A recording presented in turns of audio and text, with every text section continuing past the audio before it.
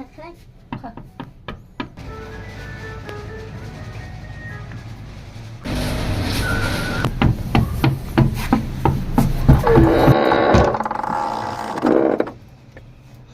હા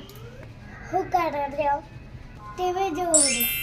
મન તો જોવડાય ના ભાઈ નહીં જોવા દેવી કે કે કેમ નહીં જોવા દે મારા મમ્મી બોલે એટલે કા મમ્મી પપ્પો થઈ ગયો કે ગામમાં જે હાલે ગામમાં જે આવે તો મને આબા દે તો ખરે ના ભાઈ તારા ઘરે જતો રહે કેવો ભાઈ બસ બહારનું રાખી દીધું તો